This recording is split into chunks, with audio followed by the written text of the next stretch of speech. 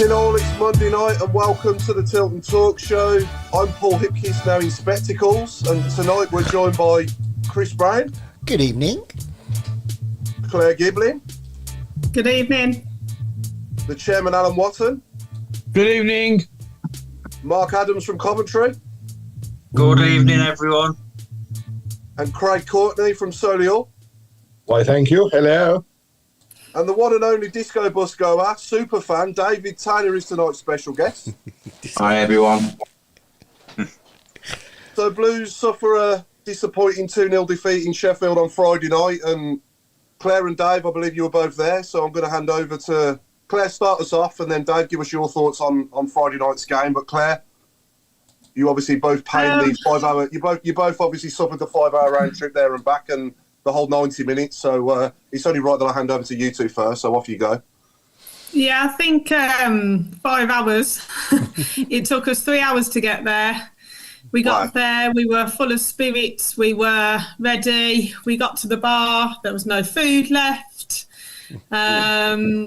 We got to a seat and we were all like, yeah, right, everyone around us, really positive, really looking forward to it. Then we started, and between the two boxes, we are quite good. Not going to lie, I think our football between the 18-yard boxes are brilliant. I think we gave them too much respect. I think the team news with Hogan starting and, no Miyoshi, I think that kind of set the stall out. Hogan didn't get any service whatsoever. Dembele looks off a little bit at the moment as well. We just weren't good enough defensively. I don't think defensively we were good enough.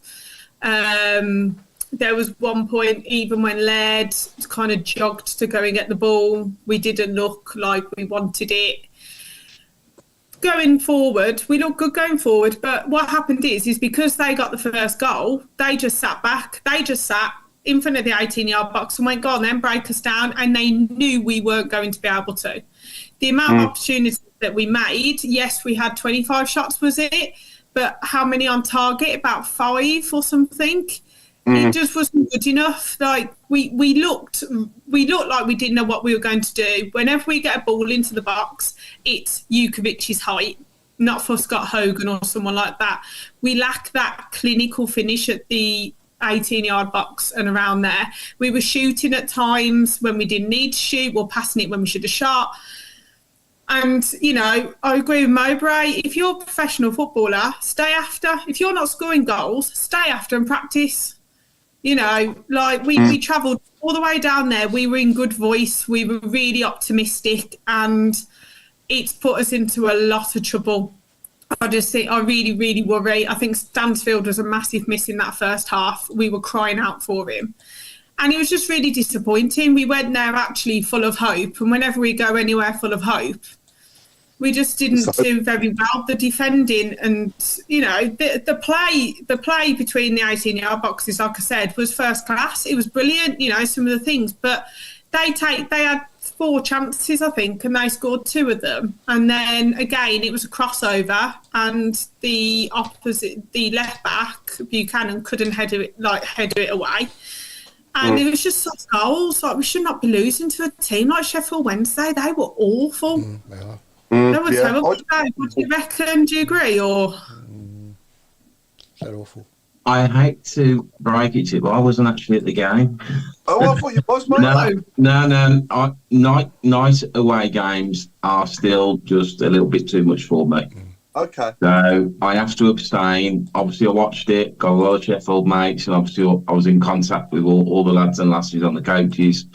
I think Claire summed the match up perfectly. I mean, we started superbly, box to box. We looked strong. Defensively, the soft goals have crept back into our play again, and up front. Well, I told you a few minutes ago, I was speaking to Craig earlier, and I've threatened to get my boots out and give him a dust off and go and play number 9 on Saturday, because I'm convinced I could probably put a couple of those chances away. We're just woefully short up front, and I saw the team and I looked at it and I thought, that's not going to win the game for us tonight.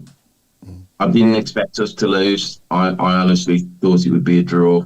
But again, as soon as we concede the first goal, especially to a team that's struggling, they just get behind the ball, frustrate us, and then we just lose our way. I mean, the second half, most of the second half, it was woeful. And I think you have to bring the players into question. There's a lot of talk about that when Rooney was there and he couldn't get the best out of them, and maybe there were issues. Well, we're seeing it with Mowbray as well now. Probably all the rumours about sort of some of the issues that happened at training, and some of his comments. There's obviously something there, and I think all we can hope for is that we cling on in this season, manage to stay up again, and have a mass clear out in the summer, and start again. Yeah, that's the main thing, isn't it? We've just got to get this season over and done with, really. Yeah. Then, hopefully, I'm confident we'll stay up. My concern is, and I've not said this out loud, but we've survived so many seasons where we were dead and buried. This season where we had no real fears of relegation, all of a sudden it's there over our shoulder. And if you look back at our history, I'm pretty convinced that when we've had a change of ownership, we've tended to go down. Oh yeah, that's true. It's a great point there. When Weldon came in, when Sullivan and the Golds came in, and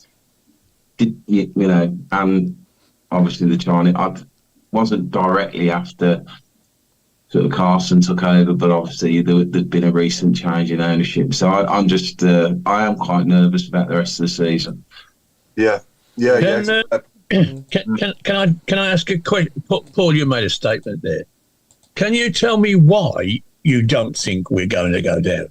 Because I can't think of a reason why we won't. Because I think there'll be 3 teams worse than us after 46 games. Yeah. And who would they be? QPR, Rotherham and Sheffield Wednesday. Well, QPR are flying. At the moment. QPR are flying. The QPR supporters aren't talking about, we can't score a goal, because they're scoring for fun. Now, yes, Sheffield Wednesday are playing better than us, if Friday's anything to go by. So we can rule out Rotherham and probably Sheffield Wednesday because they've got too much. But all the other teams in and around us, with apart from Stoke, are doing better than us. I mean, even you look.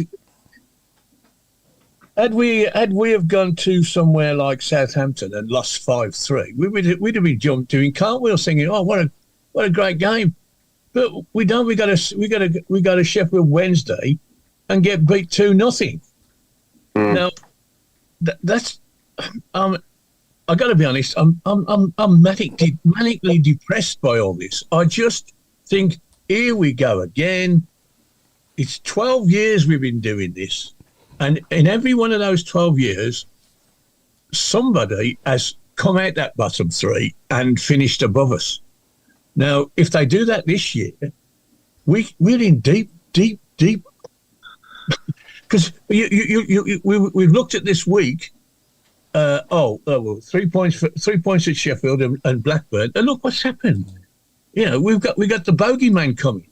My son, when they sacked Eustace, said to me, "I bet you he manages a team against us before the end of the season and beats us." Now, I wouldn't take him on. I said, "You're probably right," and he hasn't worked for 6 months. Now he's got a job. And then the first opportunity, he's got a chance of doing that. Now, it's just superstitious nonsense, that is, to be honest. But you know what it's like. And then you got to play Sunderland then, and then we've got Ipswich to come and Leicester to come and who else? All the teams. Okay, we've got the teams around us to play, but they're doing better than us. They will look at us and think, that's our 3 points for this month, and I'm just waiting for somebody to convince me that I got nothing to worry about. You got nothing to worry about. Okay, thanks, Chris. And now I'm going to go and slip my Is it throat. just me? Am I the only one who's confident we'll stay up? I can't see. I'm it. concerned. Yeah, no. I think we'll stay up. I'm concerned, but I'm not panicking yet. We've got a massive game in hand. Yeah. We've got Millwall. Middlesbrough's game in hand. Yeah. Millwall And- and some for me that I think are in more of a dire predicament than we are. Yeah, well, we've always been the same, haven't we? We always go to like Sheffield Wednesdays and lose, and then we'll probably turn up and win the next 2 games, won't we? You know, that's what we're like against the better teams. We usually do better, and you know, Sunderland at home, you wouldn't bet against us winning that. Well, tomorrow, I think. To be honest, Paul, I think we'll win tomorrow. I really do. You did say that about last Friday, Mark. So I'm not. We all said it about last Friday. That's why we all went with hope, and it was dismal. So fair play to everybody else. How did we get on against Sunderland and Blackburn at home last year when we got a better side? Do you think we had a better side last year than what we got this year? Yes, because we had Trusty, and we had Hannibal, and we had Chang. Yeah, we still got Chang. We beat Blackburn. Yeah. Eh? Did we beat Blackburn at home? We certainly didn't beat Sunderland. Here's a Whooped us good. Here's a question for you: was Hannibal better than Jordan James is now, and was Chong better than Dembele? I know he had a bad game on Friday night, but Dembele has done all right for us this season overall. Yeah, but Chung was consistent, wasn't he? He played all over the park, and he had very few bad games. Yeah, I just thought he was a bit lightweight personally. What did you think, Dave? Chong? Lightweight for me. He's you know, there's a reason why these players don't make it in the Premier League, isn't there? They can do it, they can turn it on, but there's no consistency. And the same of, you know, quite a few of the players we've got. You know, Dembele is in the same brackets, isn't he? Yeah, you know, he can look a world beater, and then he misplaces a 5-yard pass and can't trap a ball. Yeah, I think our fullbacks are better than what we had last season. Yeah, definitely. The fullbacks just need them to play consecutive games. So yeah, we got the same goalkeeper, and I'll give you Trusty. Trusty walks straight into our defence now. Yeah. Just remember, guys, like we have got Ruddy out injured, Sanderson out injured. Billick at the moment is having to play at the back because of our injuries, and obviously he doesn't trust Roberts. He's got, you know, some other players coming in. Desau has been okay. Was he great on Friday night? No. But again, new team. That Sung Ho, I would start him tomorrow in a heartbeat. I think he's class. Dembele's been up and down. And Jay's literally running on empty because we are having to rely on him. We still got Jukovic out injured. We still got Hall out injured. That's why am I confident we'll stay up? Yes, I am. Am I nervous? Am I looking over my shoulder? I think everybody is, but we've always looked over our shoulder. Now, we've got to go in tomorrow thinking we can win this game, and it's up to the players now because it's proving that it's them. Like Dembele, sometimes on the ball, he's brilliant, but his final pass, or he will either pass when he needs to shoot or shoot and then pass. He's just, that's where he will lack getting higher up than us because he doesn't have that clinical finish. How many games we played now?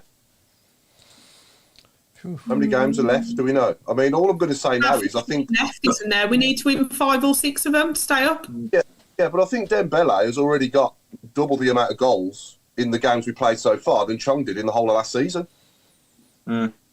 Chong's not our player. We don't need to talk about him. Chong's not there. Chong's in Luton having a lovely time in the Premier League. He can't even get into their team. And when he does get in, he plays once or twice as a sub for 10 minutes. Yeah, it's just got me thinking, Claire, that's all about the team last season and this season and comparing, do you know what I mean? I don't know. I mean, I'm not saying we've got a better team, 100%. They're younger. They're younger. They're fitter. I think actually the football we play is better. I just think that we just lack that extra. Like Bakuna, I didn't think Bakuna had a good game on Friday at all. No, he was awful. And if I was Mowbray, I probably wouldn't have played him after the weeks he's had.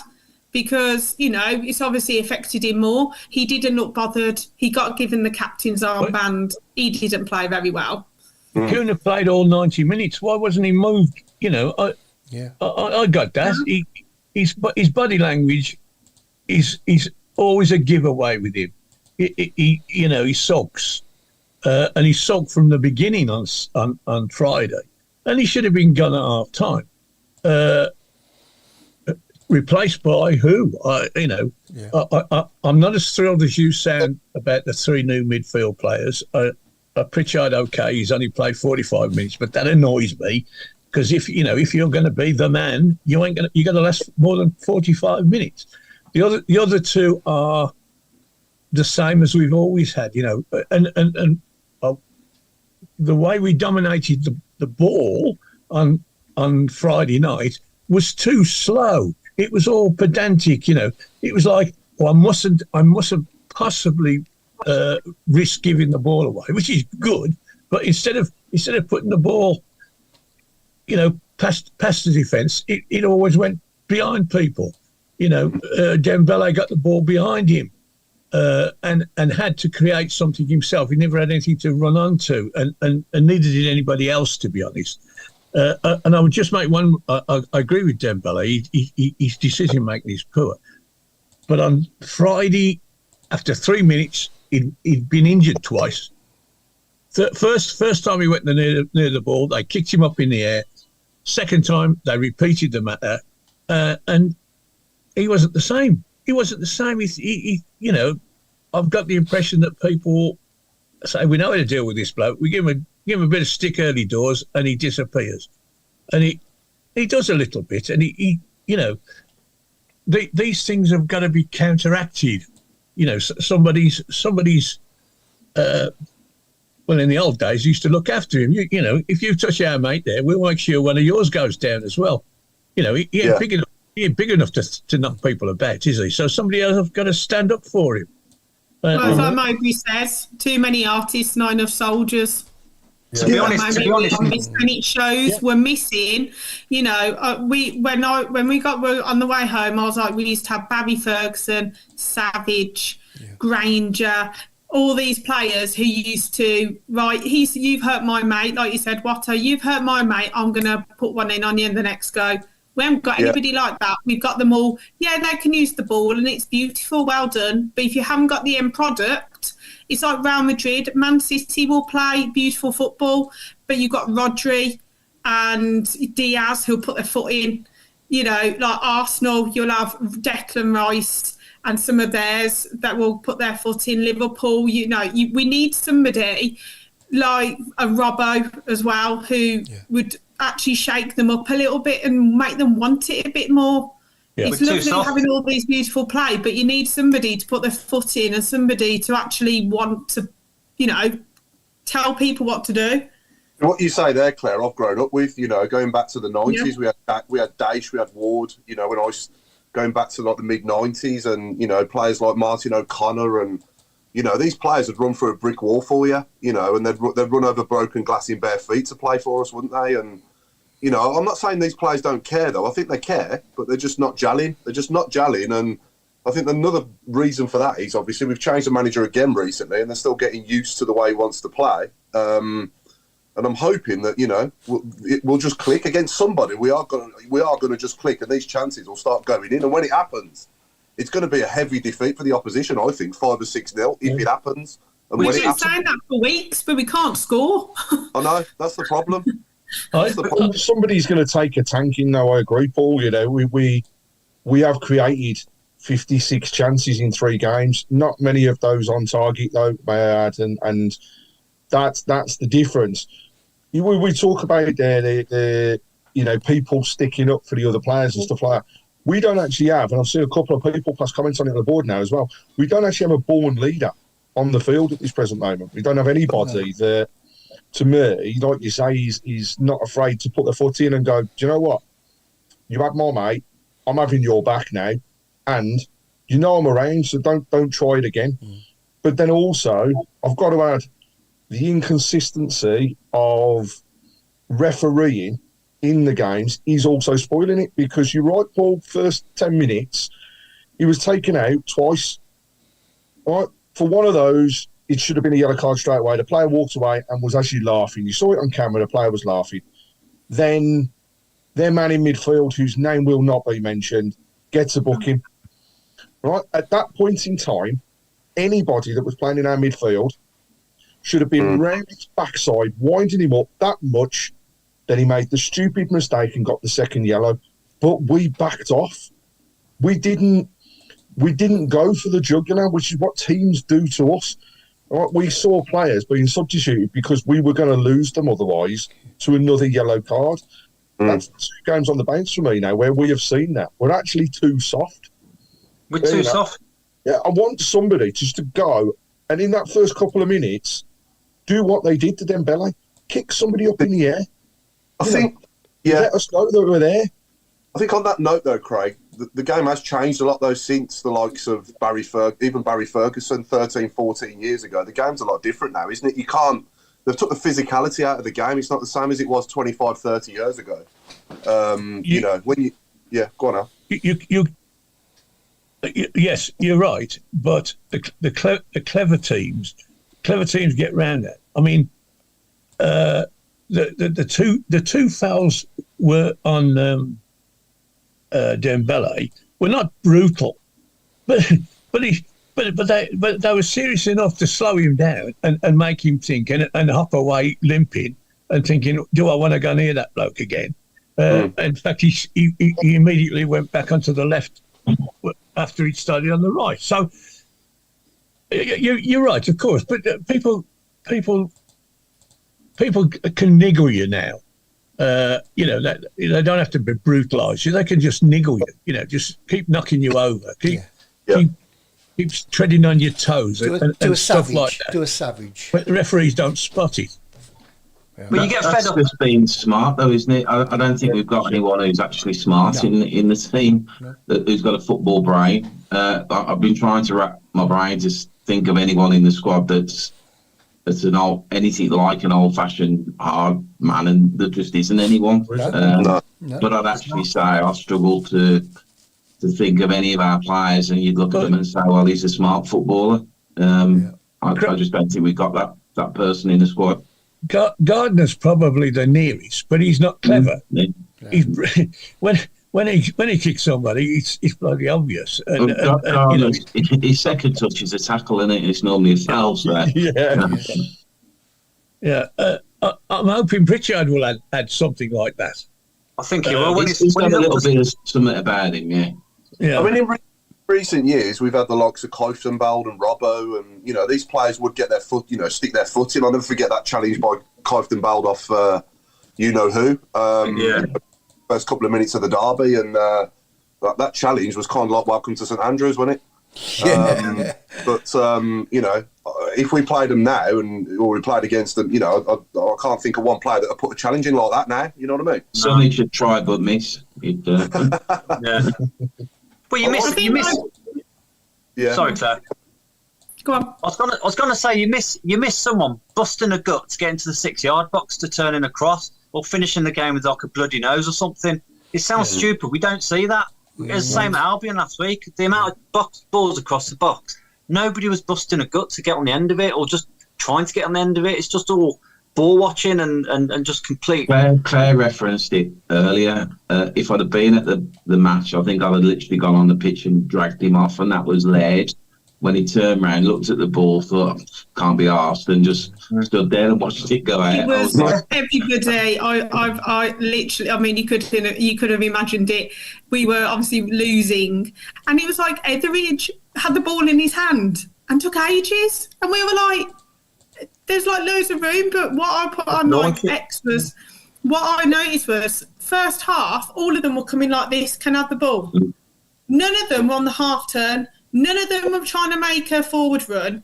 It was, I'm coming to get the ball from you, and then I'm going to turn. But actually, I'm going to have a bank of 10 people behind me. That it was so slow, and that there was no bit like Scott Hogan tried to make a couple of runs. Everybody else faced the ball. As soon as Stansfield came on, he had someone on the half turn. As soon as that like Sung Ho was on the half turn getting the ball. Unfortunately, their best player was the one we don't talk about because he just picked up space. Like literally, the amount of room he had, we gave him the whole of Hillsborough. no one then when he got the yellow card, I don't think another Blues player went near him. He didn't even attempt to, and it was so frustrating because it was so early in the game that it wouldn't have been a case. I don't think he'd have got one straight away, but the referee would only have let things go a couple of times before he'd have had to have pulled the second card. But he absolutely bossed the midfield. This is a player that was, booked after 10 minutes, and we allowed him then 80 minutes of free space to totally dictate what was going on. And the thing was as well, we were slow, as Claire mentioned, going forwards, right? But they weren't. It was like even when their ball was completely haywire, nobody was chasing it down, they'd still pushed it forwards fast. We massively, massively lacked that. Now, Stansfield, for me, I don't think he's fully fit. I don't know whether he's carrying an injury. They said it was through being lethargic and tired. Yes, we have relied on him an awful lot. I don't get that. But I didn't see that when he came on the pitch, and I know he wasn't playing a full game, but I'd rather have had that for 30, 35 minutes of the first half than chasing it as we had to in that second half. But the other thing for me is the lack of defensive prowess that we've got at this present moment. I mean, the first goal, well worked by the winger. Right? Can't take it away from the winger's possession, but actually players just watched him. The second one, disgrace. To get up like he did and so close to that back post and be able to score was just ridiculous. Somebody should have been there, just in the way. Put your body in the way. You don't even have to jump. You just put your body in the way and it puts people off. But we never had anybody doing any of it. Block the run, or if you're not going to block the run, go into him and risk giving the penalty away. Don't just let them climb above you at school. Yeah, the first goal was disappointing as well. I thought Dazal obviously got, easily cut back there for the cross. When he cut it back, he should have done more to prevent the ball coming back. And then Bielik just completely lost the man. And he's in no man's land, and he should have stayed with the guy who tapped it in. Should have come out to him. I remember Deeney saying that as well in the half-time sort of like analysis as well. But we miss Anderson. Simple as that. I think this proves everybody slates him, but we actually do miss him for that bit of pace and the bit of understanding where the ball is. Okay, have we had lots of clean sheets this season? No. And Sanderson has been there. And Billick's done a really good job. And I think when you got Sanderson and Billick, you can work it. Yeah. I think Long hasn't done anything wrong, but we just lack that bit of pace at the back, the centre backs, because when you've got Long and Billick, it's slow. They can't play together, can they? No. We've got a good comment coming in from Bill Mintz. How many know they are off in the summer, and do you think they care what happens? Do you think they'll know that they're probably switched off mentally, or, Should be the opposite, though. If you're off and you're going, right, you're either playing for a new contract at the club that you're at, unless they've told them, no, you're going, that's it, doesn't really matter. But if they then switch off, any other team that's looking at them is going to go, well, they didn't really try, did they? So what's going to attract them? I don't get, and I've seen that comment on many occasions, right? They're not playing or anything else. They should be playing for the rest of their career. They're not playing for a contract at Birmingham necessarily, but they want the next move. So if they don't do it, nobody's going to take them on board. I've seen a couple of comments on the board around putting Dixon into the squad for tomorrow and possibly Saturday. I don't know. He hasn't been spoken about, so I don't quite know whether there's issues in the background with Dixon. It's a massive jump from the football he's playing to the first team, to the first team, and I'm sure they'll know when he's ready. But obviously, at that level he's playing, you'll probably get like 12 or 15 chances a game to score 2 or 3 goals, And obviously, if we're creating chances like we are, don't get me wrong, he might, if he gets a nice start and he comes in the first team and he gets a goal in his first appearance or something, then you never know. We might just have a gem, but. You're quite right. If you're not scoring any goals in 57 attempts in 3 games or whatever it is, then why not give him a chance? Can't do any worse, can I? No. I've got to admit, and I'm going to say this now, I actually thought Tyler Roberts had his best game for us on Friday. He came on and he actually wanted to do something with the ball. I haven't seen him do as much, and I know I'm one of his biggest critics. So I hope that, he came on 15 minutes and he was our brightest spark. He wanted it. He ran past people. I mean, I couldn't believe it when he came on about how good he was. So hopefully if he can carry that on, we might have something there. Hopefully he won't let me down tomorrow and Craigie won't hear me going, what is he doing? But he actually, I've got to put it out there, I actually think he played well when he came on. Like, he created something, and actually he battled for it as well. And all of a sudden he had a bit of spark behind him. So maybe, I don't know. He's got to have something, hasn't he, Claire? Because Bielsa played him a lot at Leeds the season that up. So, yeah. You look at Roberts and Burke and you think, there's got to be something in there. But they look the part, don't they? They've got the physique, and you think if them two could just click, and up front, that they've got a size about them that I think when they're interested, they both put themselves about. I question their finishing ability, but if you've got someone like Stansfield sniffing around just off them, he's the finisher. But the two of them, they're probably the biggest frustration when you see them play, that they just don't box the weight, do they? They're a bit lightweight for what they are, but It's nice. Here's a question for everyone. Sorry, Mark. If with 57 chances in the past 3 games, we had all of our strikers fair, how many goals would we have scored? Was people's opinion on it? Because I'll be honest, I don't think it would have been much more than 4. No, you might not have even any. Might not have even scored, exactly. I look at the people there and I just think there's no natural goal scorer. No, I don't think it would have changed. I still think that Hogan is probably our most natural finisher at the club, and he's in and out of the team. He's playing 1 week and then he's playing for not the next 4 or 5 weeks. And I think if we could give him a long run in the team, he might just get him firing again, because he has, without his goals in the last few years, we'd have gone down. So, I'm not saying he's the answer long term, but for the rest of this season, it might be worth just playing him and Stansfield together, or play Stansfield in the 10 behind him, and they might just click. You just never know. Because Anderson was good against Leicester. Anderson was quite good against Leicester, maybe, or even give that role to Dembele or something. Yeah. We just because maybe on the wing he's got too much to think about going forwards and backwards. Yeah. So maybe put Dembele in the hole or put Koji in the hole, but I don't I think Hogan's a good finisher. He just can't repeatedly do it. But I think his confidence is right down. Yeah. I think he's got none at the moment, which makes it even worse. We need Jukovic back. Yeah, I think Hogan's down because he's 1 week he's playing, the next week he's not. I just think he's when he does play, he's lacking any sort of service as well. I don't recall him missing many chances on Friday, if any, or getting any. So I don't know. I still think that he knows where the back of the net is. If you give him a run of games, he's done it in the past. I think on Friday as well, Paul. I think we're crying out for a bit of height. I mean, that game was made for Juke. I mean, we couldn't mix it up. So there's nothing to mix it up with. I think it's a story of our season sometimes. Bring subs on, you expect an impact, and our subs just have 9 times out of 10 zero impact. So that's got to change. The balls into the box are amazing. The balls in were Jukovic balls in, and then whenever we play Jukovic, we always then do it low. It just doesn't make any sense. And I think it generally the balls in were good.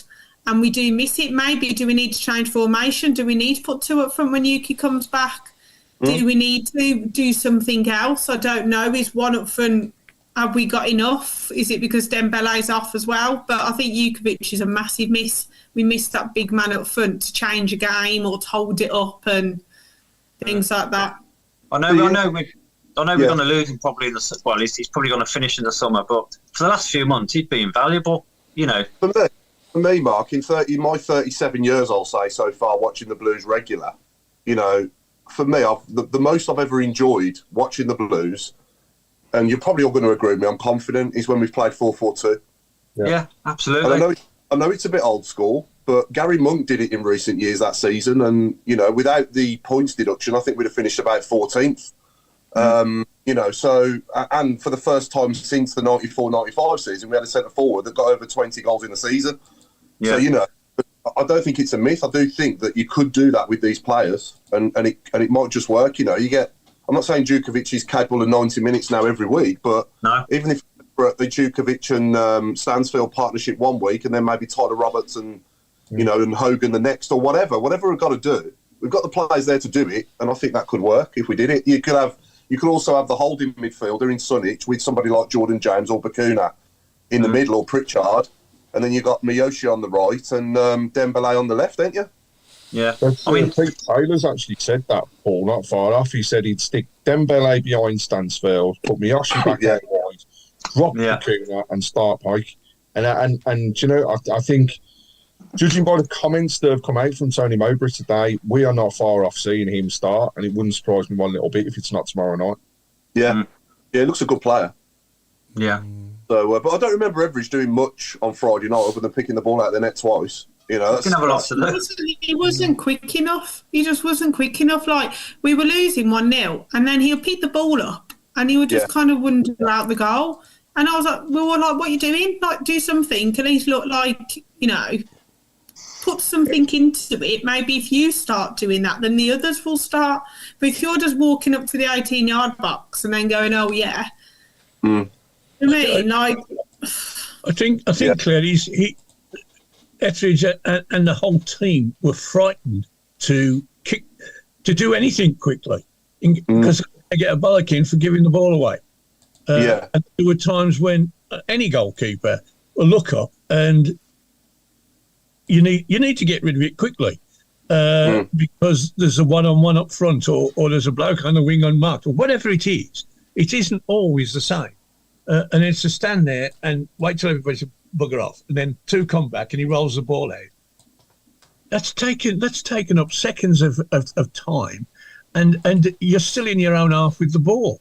Whereas occasionally, not every time, sometimes it needs a bang, gone, right, and their centre halves under a bit of pressure, and people are okay. He might mop it up, but if you're working him, he ain't standing there, eating his crisps. You gotta it's all about tiring people out. If you're on the defence all the time, running backwards, heading balls, you're gonna make a mistake sooner or later because you're gonna get tired.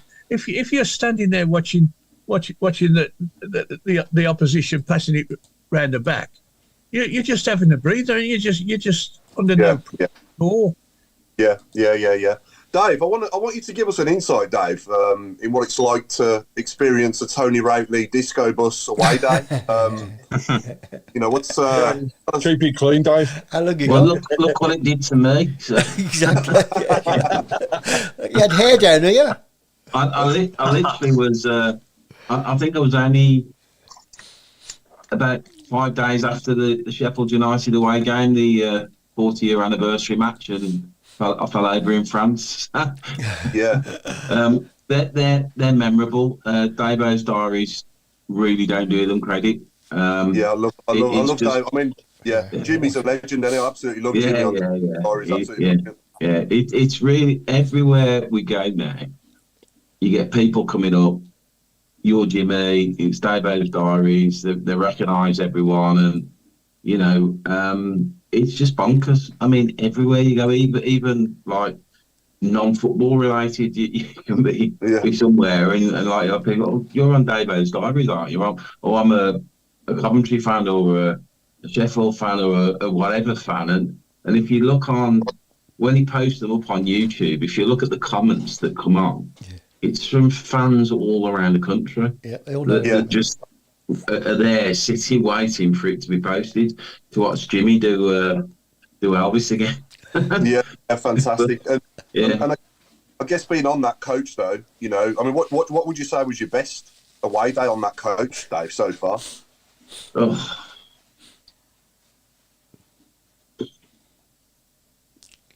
God, blimey, there's so many. This tells me they're all good. This tells me they're all good. Well, my hesitancy probably, and that's not. It really is difficult to, and some of the best are the defeats, and let's face it, there's more defeats than anything else. But it has no impact on them. In fact, if anything, the rare ones when we do actually get a result, Yeah. It's the mood's quite mellow because I think everyone's in shock. But, it's. I mean, some of the looks that you get as you're pulling off from like the car parks, and because literally you know it's music full on. The drinks are being banged around. There's smoke coming from all sorts of areas of the coach. And you're driving off the car park with the police up there looking and like people down the road. It's just bonkers. It's proper old school blues.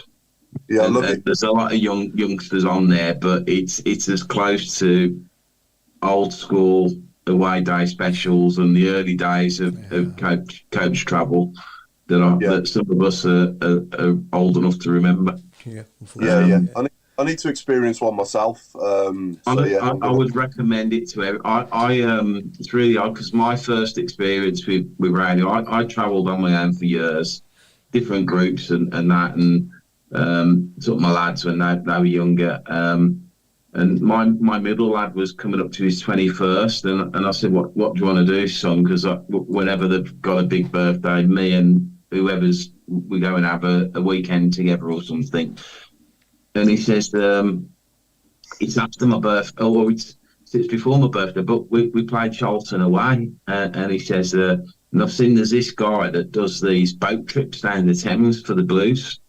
Could you organise that? And I went, okay. I said, we'll have a weekend in London and I'll find out who this bloke is and I'll contact him and sort the sort of boat trip out. And that's what I did. He was like, do you need coach tickets? So I went, no. I said, we're there for the weekend. Went on this boat and we were just hooked. There was 2 boats actually for Tilton away. We won as well, which made it fantastic. And you actually come away and it was like, I don't want to actually just go back into London now. I want to get back on the coach. And a couple of weeks later, we played Reading away, and that was my first trip on the coach. And we were hooked. That was it then. I don't think I've been to an away game since, apart from with Routley on the coaches. And I miss it every game. I'm not there. I miss it terribly. And it's the family as well. I mean, when I was in France, I'll play you some of the videos, but it's there's still children or partners, so I can't play them. But the video, they did a video every single away game on the coaches. They sort of did a live feed to me, and and took me round so I could have a chat with everyone. It's just unreal, and it's just incredible.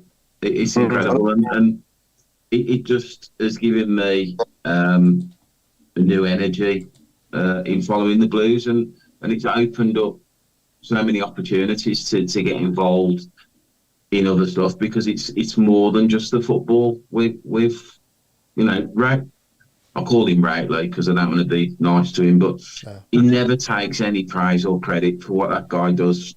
He always says, it's our travel club, he's the catalyst, he's the one that makes it happen, and he does so much for everybody. And we as a Blues fan community, it's not just Central Blues travel, it's the Blues community do so much for Birmingham, not just Blues fans, for the city of Birmingham.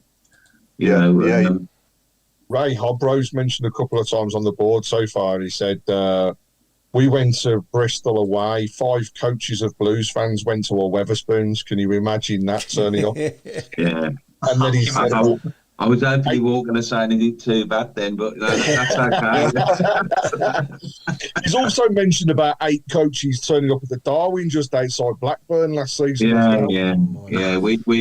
Darwin is the local stop off for anywhere up in the sort of northwest, because it's close to obviously Preston, Burnley when they were in the Championship, Blackburn and that. So there's been some memorable. Blackpool Bank Holiday weekend was pretty memorable. It wasn't as memorable. You always know when they're coming. It was like you wait, and then you're like, right, 10 minutes before kick-off, you'll just hear noise, and it's great. And we're like, Routley coaches are here. It's great. It's just incredible. It is. And Dave, you talking about the family there, obviously. that leads us on nicely, doesn't it? To I believe the funeral of Lorraine, the lovely lady behind you there on your Yeah, back. yeah. I'll step back a bit so people can get the full view. Good, Can yeah. you see how beautiful Lorraine, There we go.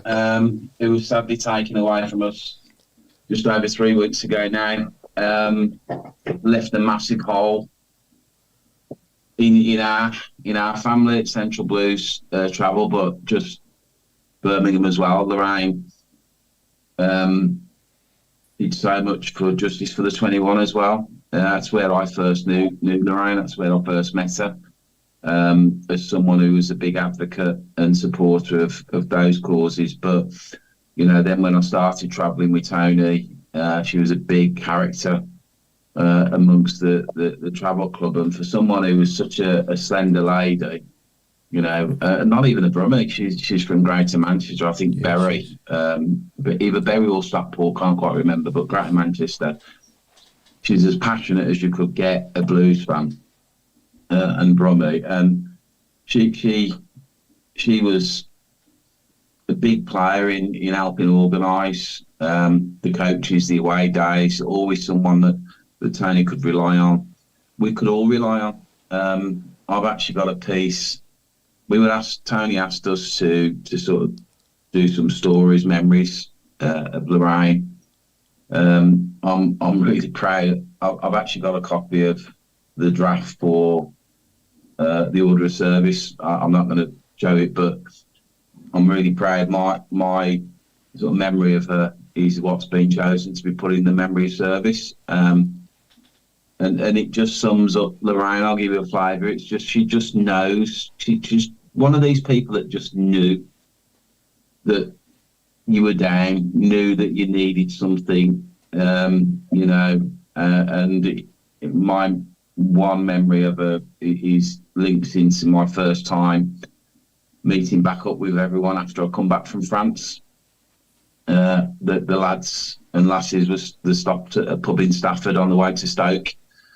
Stafford's not that far from me, so I convinced my wife, who also comes on the coaches as well, to drive me up to Stafford so I can meet everyone. We kept it secret. Tony obviously knew, and just an incredible response. But it was like, after I'd been there a while, I was like, I need to go and see Lorraine, because she'd not been very well herself then, and how she responded and what she did for me there and then just demonstrated to me how much in touch she was with a fellow human being.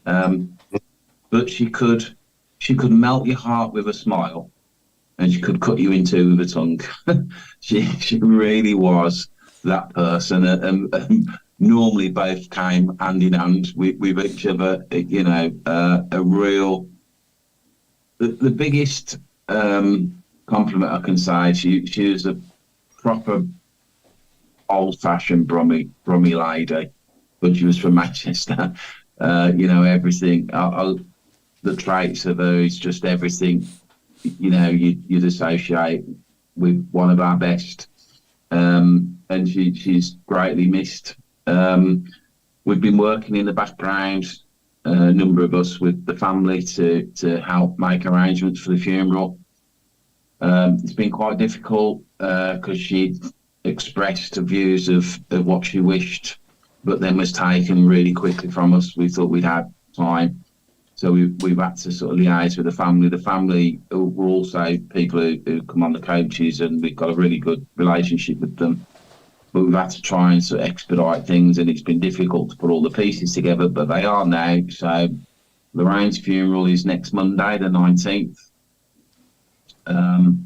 And a final journey obviously will include St Andrews. So the hearse will leave the family home over in Northfield around about 10:30 next Monday, and expected to arrive on the car park at St Andrews by about 12 o'clock.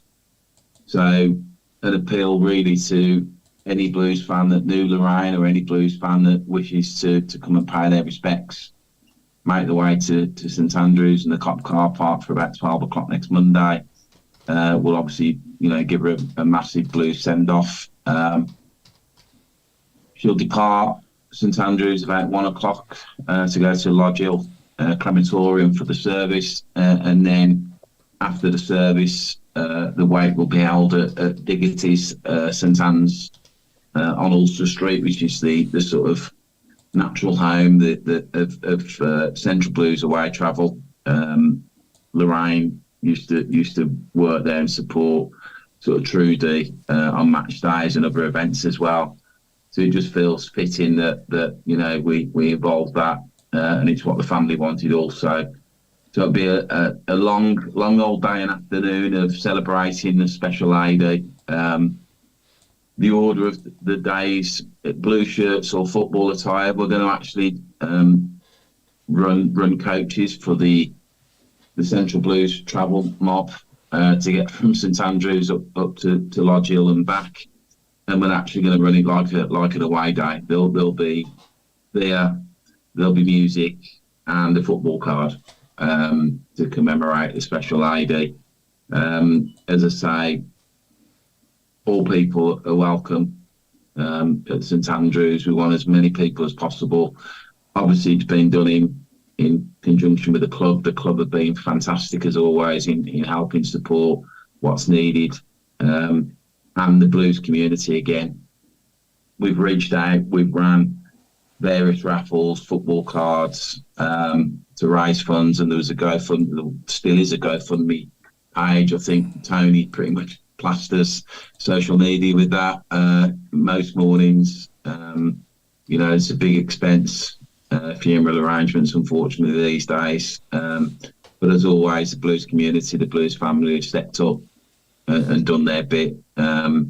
All we ask is if you feel you can support in any way to contribute towards the overall cost of the funeral, the GoFundMe page is on social media, and if possible, I'll send it through to Chris, and if you guys can share it on your page. I think Tony's put it up there a few times, and also I did a social media post yesterday with the funeral arrangements on. So again, I'll send it to Chris, and if you can post that up there as well so people can see it. And again, a thank you to you guys. As always, you know, reached out. Just thought it would be a good way of reaching out to as many Blues fans as possible by coming on tonight and making people aware of it. And as always, you accommodate and you know, your support's first class as well. Really, really thank you from me and everybody at Central Blues. Yeah, no, it sounds like you got some great stuff planned for her to give her the best possible send-off that you can, which is fantastic. Yeah, it's going to be a tough day, but, you know, we've got to make the day, you know, a positive celebration of Lorraine's life, because that's what she would have wanted. If not, she'll be coming down to tell us so. Oh, definitely. You know, we'll go make sure she has the right send-off, so, and we will. Absolutely. And for everybody listening, I have just posted the link to the GoFundMe page. If anybody has any problems, let me know, and I'll get it posted after the show as well. Excellent. Yeah. Anyone tuning in tonight expecting Stephen Carr, by the way, he sends out his apologies. He was unable to join us. Got the Irish flag and I'm bald, but I can't do the Irish accent. So, so yeah. You lift the cup as well, Dave. I wish.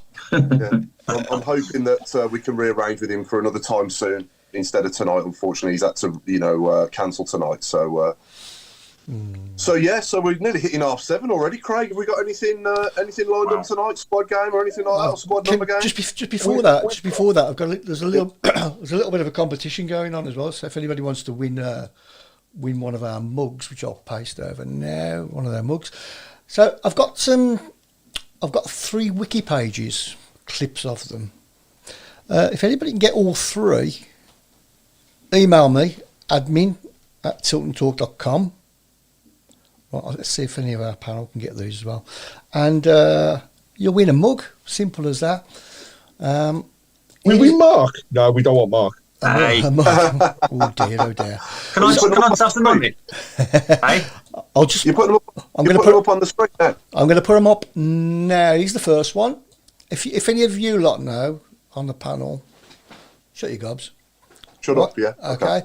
So there's I'll paste them up during the last half hour anyway. So give everybody a chance now. So that's one that's gone up. Right. He didn't play. He didn't play for Blues. Oh, they all these played for Blues. They all played for Blues. There's 3. So there we go. So that one, and that one. Okay. Ooh. So what I want all 3 players. Email me at admin@tiltontalk.com. There you go. Simple competition. Rightio. Back to you. Talking of simple competitions, then, Craig. Squad number game. I have got a squad number game indeed, and we should have a bit of a challenge today because the Meredith isn't here. So, oh yeah, he's enjoying Mardi Gras. So yeah, Mardi Gras, yeah.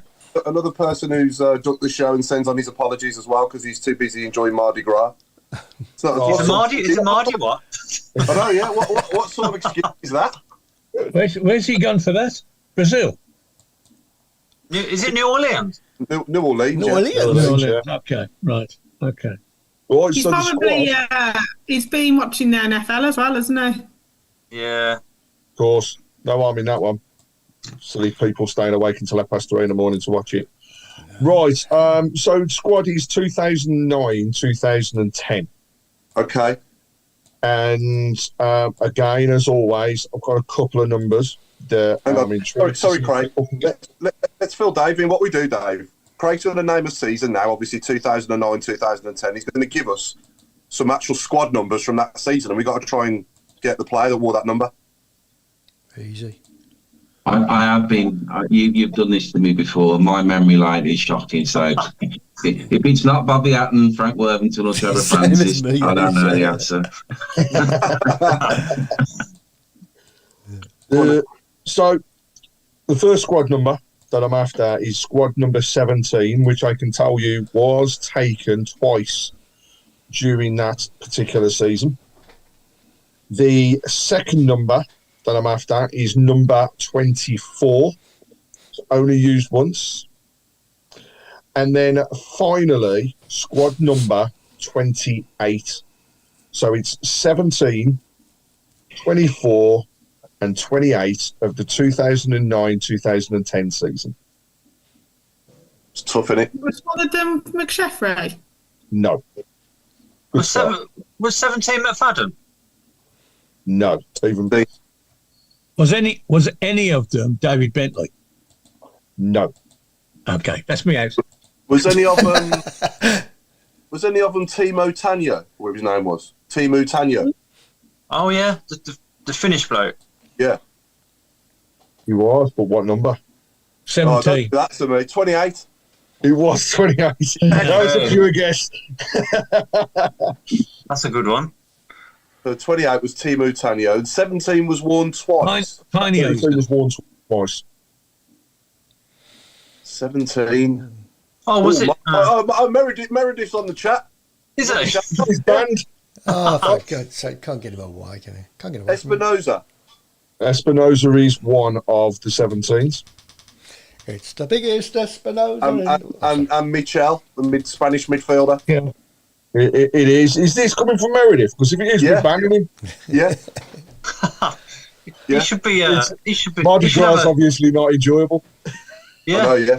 He's got this massive hat on and he's dancing around while he's answering these on his phone. Yeah. Well, you've got both of the 17s. You haven't got the 24. And do you know what? Because Meredith's on there, I'm chucking in 27 as well now. 24 and 27, 09, 10. Yeah. What about, was 24 Vigneault? No. What about, what's the other number? 28? 27. Was 27 Vigneault? Gregory 27. Vigneault. It was indeed. Good knowledge, Mr. Adams. There you go. Was that the He's French? on Google, he is. Yeah, he gave away a penalty at Forest in the cup. I've never forgiven him. They missed it though because I didn't chop it out of the bar. Meredith saying Jay O'Shea. Jay O'Shea was 24. Oh, come on. We have got to ban him. He was 24. Honestly, I mean, I wonder. I mean, he's definitely not Googling when he's on here with us. It's unbelievable. He's like He's just like a machine, and he's like a squad number game machine. Well, he put the blooming numbers on. yeah, that's true. Yeah, That is true, Al. That is true. All right, we'll make it a bit more interesting then. So, top goal scorer that year was Cameron Jerome. How many goals did he score? Taking into account this is league only and sitting on Wikipedia.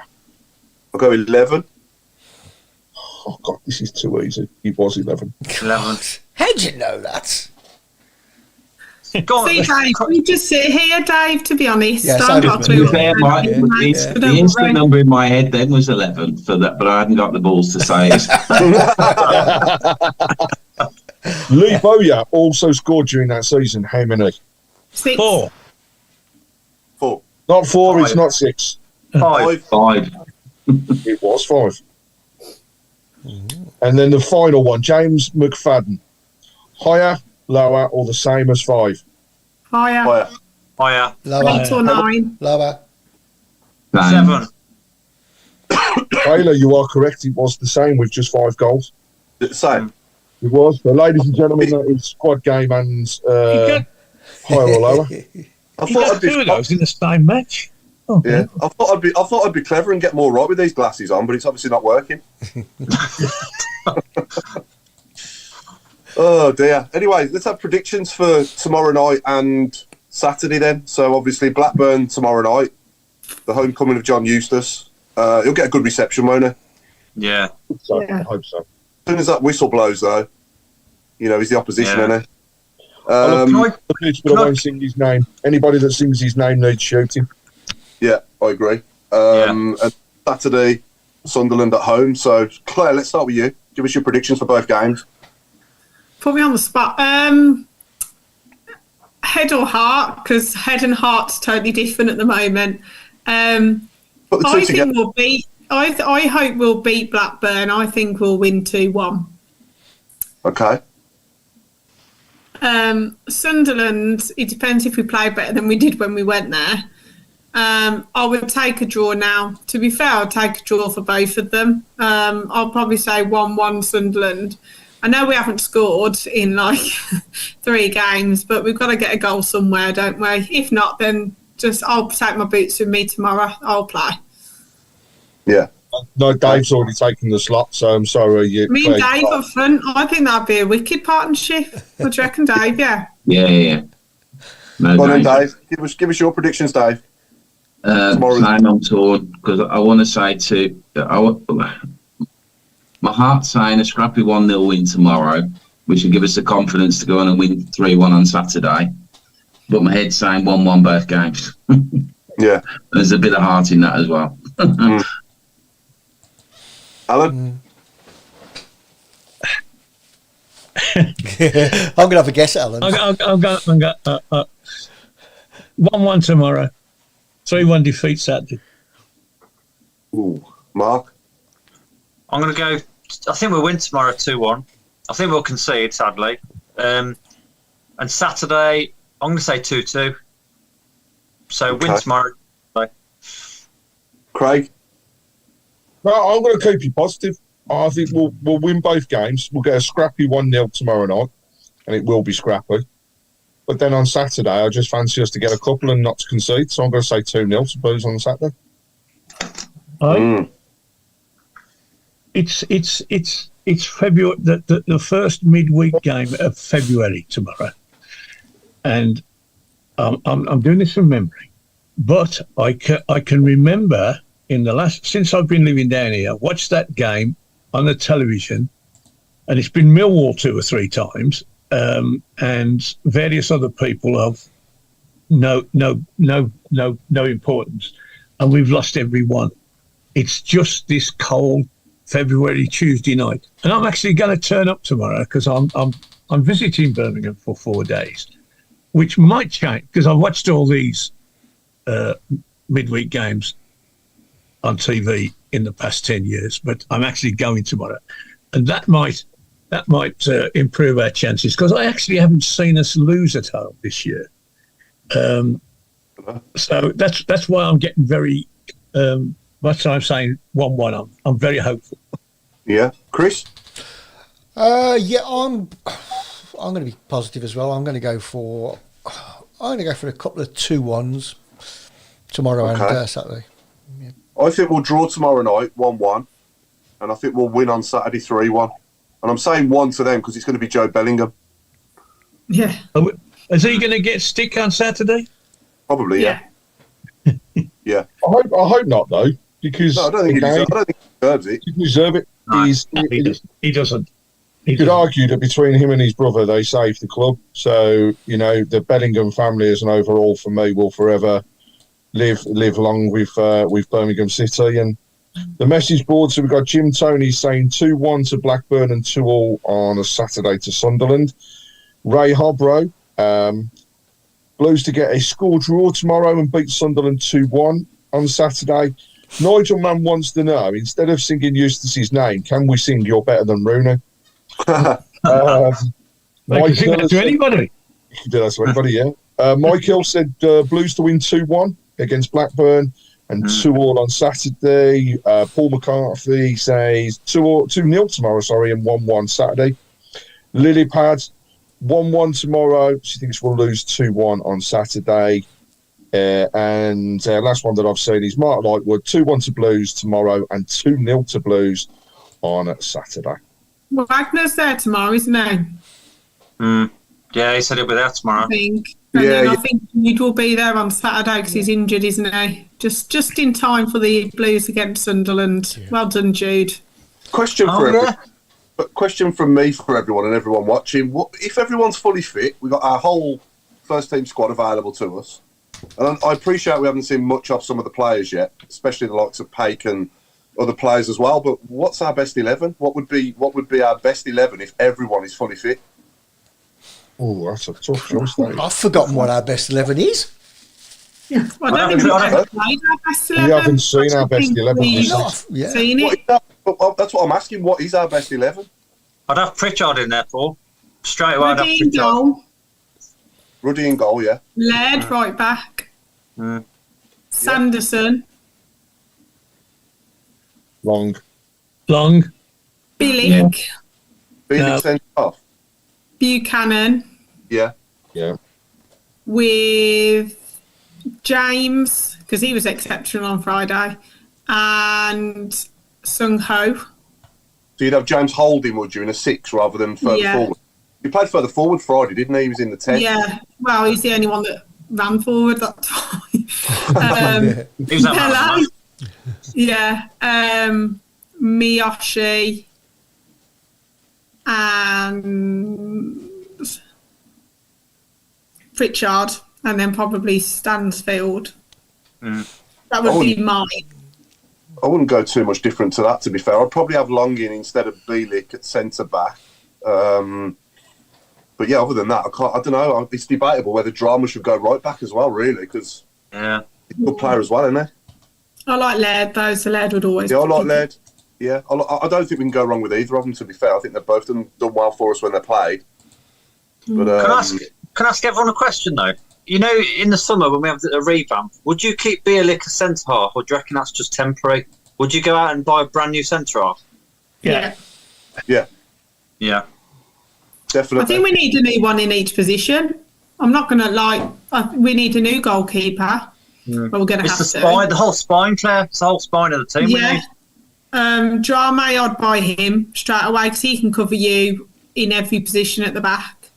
I just think we need to get rid of the people who we've been 17th with for 4 seasons, basically, because I do think, though, that we will need to understand that it will be a brand new team and we will need time to gel. And it's not just going to be, we're getting rid of everyone, and then we're just all of a sudden going to be miracle workers and top 10. Sorry, Al. Is there anybody in the 15 that are out of contract that we would keep? I think that's an easier question. Sunic is the only one, isn't he, really, that's got a chance of getting a new contract. Roberts, maybe. Djukovic, maybe, with Djukovic and Roberts, would they have a chance? I don't know. We're not Roberts. Do you think Duke is finished? Yeah. Come summer?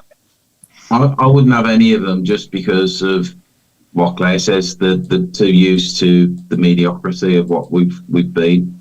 Yeah, Amen to that. Yep. yeah, we need to move on, don't we? But We need a fresh mentality. We need a winner's mentality, don't we? What they need to be doing is drawing up the targets and go early. Clear out as soon as the last game's done. Clear out and bring the new players in quick. Yeah, And of Get a course, full the season pre-season. starts late as well, doesn't it, next year? So we should, in theory, have more of a window and opportunity to gel a team before we do get to kick a ball in anger, as they say. Mm-hmm. But people say Well, a lot of the frees are ready, aren't they? So a lot of the free, like, you know, a lot of the players that are on 6 months contracts now, you know, kind of obviously you can't make like actual contact with them, but you could start the ball rolling as such. As soon as final whistle goes, that's it. Wouldn't surprise me if deals aren't done already.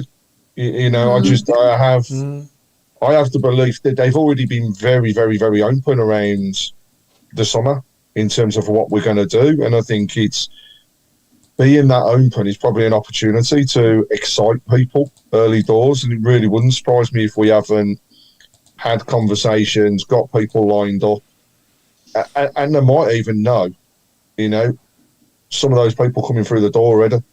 It'd be brilliant to do it for a change and actually do it early.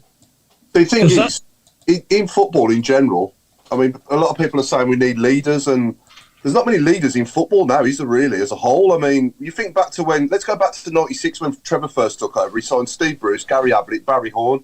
Them three players there were leaders at their former clubs, and they were captains as well.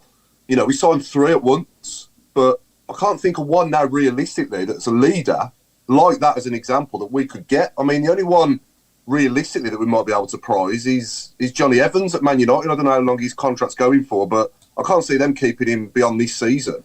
And he's like 36, 37. He could come in for us next season and be a brilliant captain for us for next season. But I don't know. Am I missing anyone? Am I, you know, because in general, there's not many leaders in football now, is there? Really? I'm sure if you go down to lower leagues, and you know they will want it. If you go down to a lower league, they will want to prove themselves at a higher level. If you sell the contract to everybody, this project, then they will want to join. Pritchard was a prime example. 100,000. Somebody that they were going to offer a new contract to, he said, no, I want to go and join Toby Mowbray at Birmingham City Football Club. How often do we ever have a player that says, I actually want to come to Blues? That hasn't happened in about 10 years, 11 years. So actually, the main aim this season is to stay up. Then we build from there. But hopefully players might go, actually, Pritchard has gone and Mowbray's there. Maybe I want to go instead of, I'll just go for the loan just to enhance my career, which we've had a lot of them do.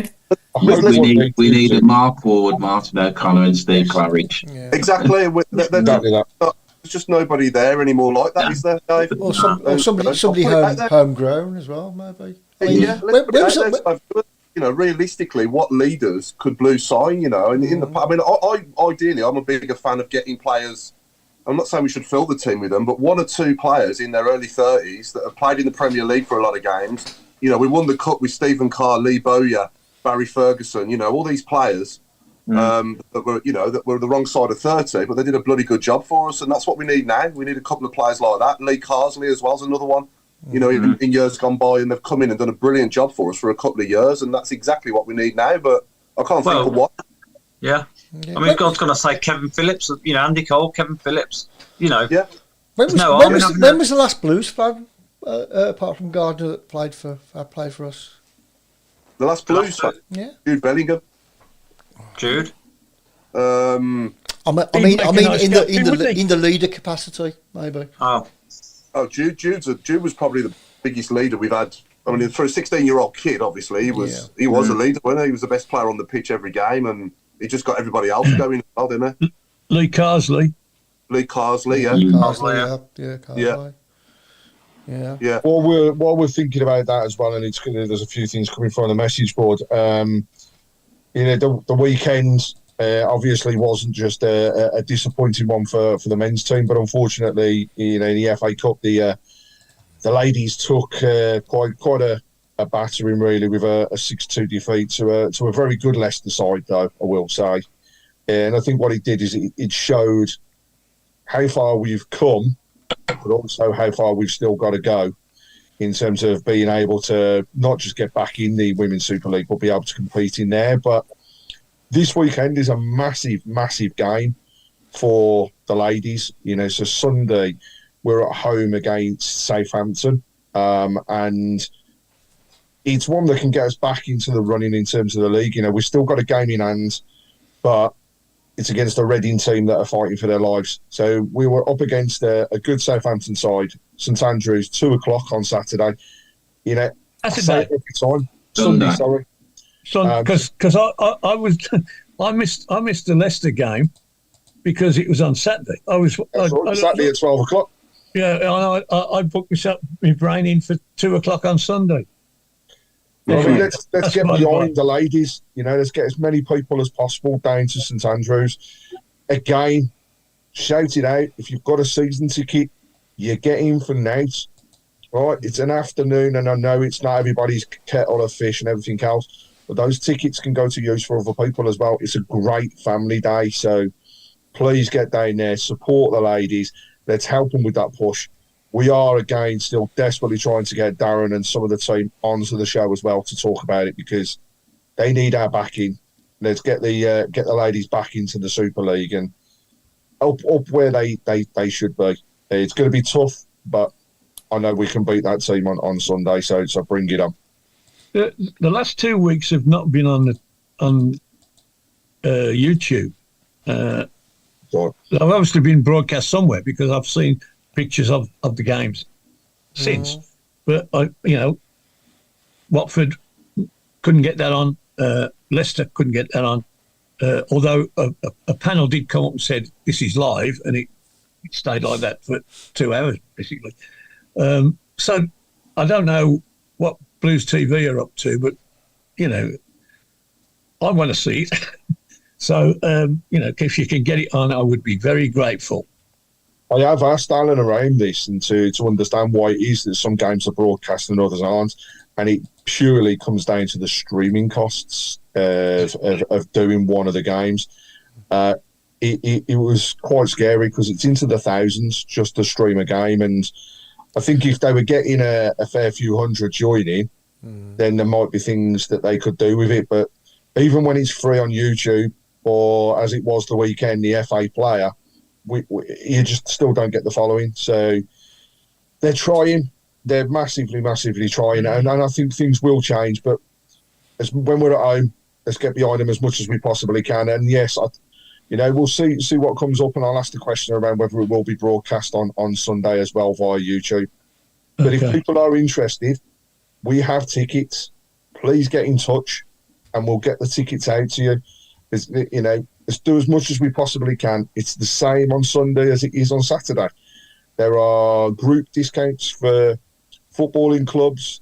There are free tickets for schools and social clubs and groups. So please, please, please take advantage and let's get as many people as possible down to St Andrews. It's a shame because, I used to play women's football, and we used to kick off at 2:00. So I do think that they might need to think about when they actually play, because they either need to change the grassroots so that more females can go, or change. Do you know what I mean? I think that's why it is hard for some people, because if people, I know lots of women who play and they're kicking off at 2 and they would love to go, but their own games at 2. It's just a shame really that there isn't that coincides with the grassroots. And I think are we close to selling out for Sunderland on Saturday? We sold quite a few tickets last time I saw, I think, haven't we? I think it's going to be a decent crowd. think But so, I don't The think we'll sell out. last time I saw it, they were saying it was about 1,800, but that was the back end of last week. So That's good. yeah, That's pretty good. I think it will be.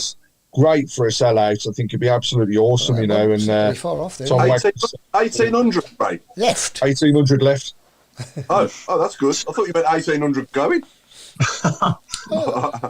Well, Tom Wagner said he wants people down there. He wants the noise. He wants to hear what it's like, and this is our opportunity on Saturday to. The old boys network has been in place, so anyone who's got access to the discounted tickets has done so and got them. So the old guys that haven't been for a number of years, I know quite a few. Yep. They haven't been for a long, long time. They're going to make their first trip to St Andrews again on Saturday, which is great. Excellent. Really good. And do we think the upper Gilmerick will be open, Craig, or what was that? No, I haven't seen it. I haven't seen it advertised either, but I'm not too sure whether they can open it or not. I'd like to think they could, and I'd like to think that if they have put it up for sale, that we could still have that full capacity of what was just over 27,000. Didn't they need to do some? They were doing some work up there, weren't they? They weren't happy with the facilities and everything, and nothing that any authorities have said. I think it was, that Cook and Wagner themselves saying that before they open it, they want to get it up to spec. Any more good comments or questions on the shout box, Chris? There's quite a few actually. I'll just mention that one about the Looking on YouTube as well. We got there's hundreds. Okay, I'll read you this one. You might not like it. I've got to say, apart from Watto, you lot took some rubbish. I think he's aiming. He's probably aiming at it, Craig. Probably. None of our. Where was that from? Was it from A. Karanka? None of our players are good. We struggled against an awful Sheffield side. It's about time our fans woke up. That squad are pathetic wasters, and he did say wasters. So did he go to the game? Did he go to the game, or did you watch? Well, you've asked the question. You've asked the question, haven't you? Yeah. Promise though, we've got to be a little bit positive. If we're negative, like that some players did play well. Just overall, it was woeful. So someone just asking, was that right, Wayne Rooney? Pete Taylor says the deals for taking the group of kids is great. Need to get the next generation going instead of watching the likes of Man City on the telly. Yeah, couldn't agree more. Yeah, absolutely. It's all about opinions at the end of the day, football, and that's what's beautiful about it. And if everyone just agreed with everyone, it wouldn't be the same, would it? It wouldn't be. It'd just be boring. Yeah, we'd be living in North Korea.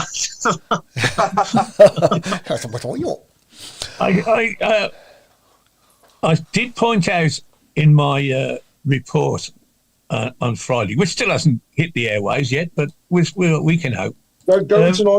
Tonight. It's going through the censorship. I said, basically, I was saying how well the ground had improved, but I would point out that I still sit in a cold, hard seat. I still pee in a dungeon. I still can't get a cup of tea unless I'm there before 2:00. So it isn't, for us old ones in the main stand, it's not improved much, I have to say, and it's about time we knock the bloody thing down. Quite frankly. Good luck on Saturday then, Watto, because none of us are going to be able to get a drink because they're not going to. We haven't had a full ground, and even before they opened the lower, it was fine. They opened the lower Tilton, you can't even get near a kiosk in the the upper Tilton now, and then Saturday, you're not going to get a chance. So 15 minutes into the game, it'll be empty anyway because everyone will start queuing to get a drink. Yeah. Well, don't forget, if you want a decent coffee, Garrison Coffee are also there. So grab a drink from Lee. Is always good for the cappuccinos. Yeah, definitely. Yeah, absolutely. Definitely. Well, it's going to be an interesting remainder of the season, shall we say that? And, you just hope that we can gel at some point and Tony Mowbray can get us playing the way he wants us to. And I think we are playing the way he wants us to, but we just need to defend better and start to be more clinical in the final third. And if we can sort those two things out, then we'll have no problems. But I say if, don't I? Are we going to start scoring goals and are we going to start defending better? And if anybody knows these three players that I've put up as well, let me know. I've had a couple of emails, and so far one person has got one. So really? So There's a couple of messages on the shout box. There's talking about, obviously, over the past couple of games, there's been a lot of vandalism and damage to cars. Now, that was published, and a lot of people have really shouted about it, and the club have taken notice. So there is some secure parking that they have advertised ahead of the games. So if you haven't seen it, head over to the club's website. The details are on there. If I remember rightly, it was £10, but it's secure parking. At least that means you're not going to come back to parts missing, as a few people, I believe, have done over the past few weeks. I got a winner as well. Got a winner. Well done, Mr. Hughes, Mr. Jason Hughes. Does any of our panel know those any of those three players? Can you see it? Hang on, I can't see it now. He just took it off. I'll put it back up again now. There you go. It's back up again. Can't see anything. Should be coming back. 2015 to 2019. And then he went to Reading on loan. Did he come to Blues? Was he at Blues? I'm not saying because that's easy. That's too easy. That's Harley Dean. Nope. No. No. Oh, it's the other one then. Morrison. No. No. No. It's 2015 to 2019. To Reading. Oh, I know. Can I say? Or... Yeah, of course you can say, because he's got it. He's got it spot on anyway, Jason. Oh, Ty Blackett. No. Oh God. No. Big build up for nothing. That was, wasn't it? It was, wasn't it? It's not Julian Gray, is it? No. Can't wait for the hard ones. I thought these would be easy. Vancouver. One of the middle ones, Chris. Go on. Who? Mick was Harford, it? middle one. No. Going back to that Reading one, was it Gavin Gunning? No. Well, for 4 years. Bristol City, Forest Hall. Bristol City, Forest Hall, Notts County, Rochdale, Wrexham. Forest Hall, Rochdale, Wrexham. Well, I never thought I'd get Mr. Hipkiss stumped on this. It's not. It's. I can't see when they were at Blues. That's where I'm struggling. If I put that, you'd get it, wouldn't you? But people are deducting from what I'm showing them when they were at Blues, because they're clever. Chris, can you reenact one of his best Blues goals? Okay, then. There we go. That's all you're getting then. I'm not going to tell you. I'm going to tell you next week. That middle one's a nightmare. I mean, Can I get these on my phone? I can't get them on this screen. No. Yeah, I can't see anything. I don't know what you. Are you on there? Oh yeah, no. You'll have to. You probably need another screen. You're gonna have to tell us, Chris. At Oh some point, come on. Okay then. Here we go. Well, then. one of them isn't David Cottrell, is it? I'll give you all three. It's Delia Adebola, Phil Summerhill, and Jordan Much. Well done, Jason Hughes. Delia Adebola between 2015 and 2019. At Crystal Palace. Nah.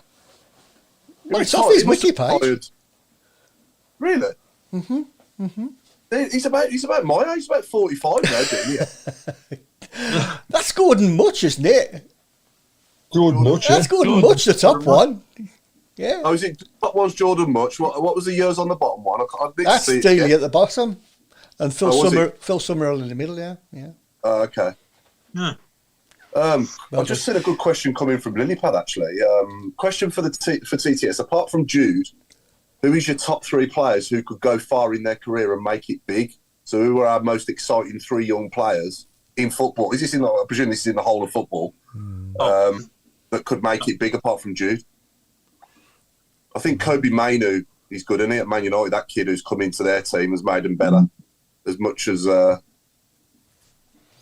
I'll put a Blues one out there, and that's young Tatton. I think he has got a massive, he's looking massive good, future. yeah, he's looking good. Frank Tatton.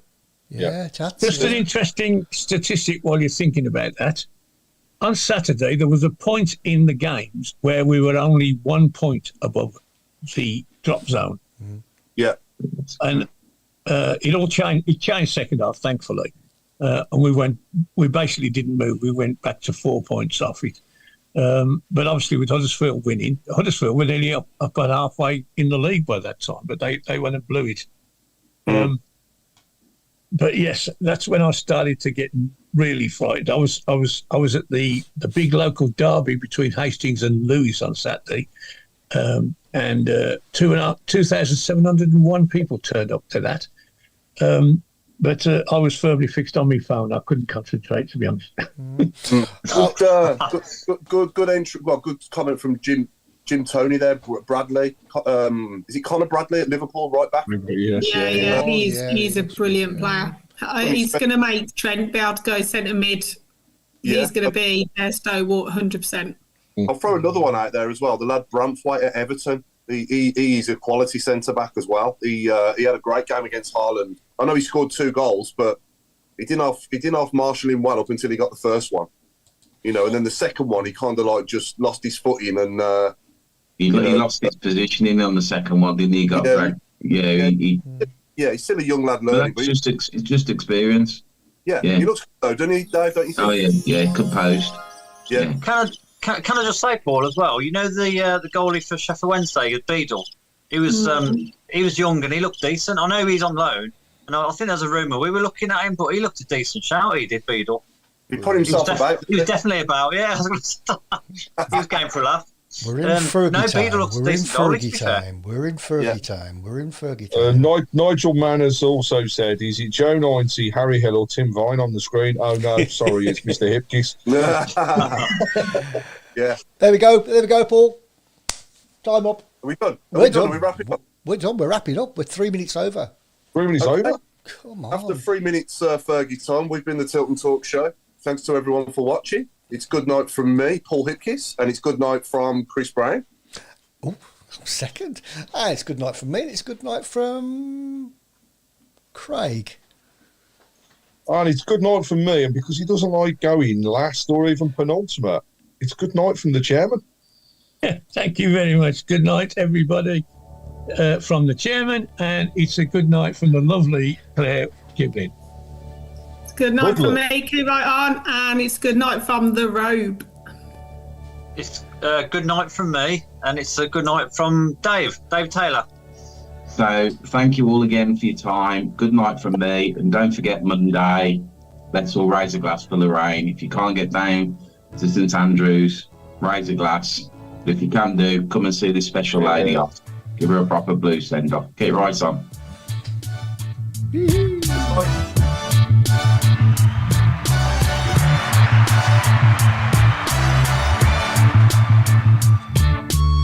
Have you got a friend yet? Well, funnily enough, no. But I'm working on it. You can be damn sure I'm working on it. Claire will be your friend. How we can take Careful, mate. Takeaway on Saturday? Oh, my takeaway was lovely. Pineapples in your curry? Hey? Was it pineapples in your curry? No, it's potato. Potato curry? It definitely went off though. No, it was a biryani with potatoes and all, I kept a few to talk to. Got a smiley face on her. Yeah. My Enjoy the grill. Enjoy your grill tonight, mate. Oh no. You have to be gruel to be kind. Oh. I better slop out after this. Oh dear. Oh, sorry about that.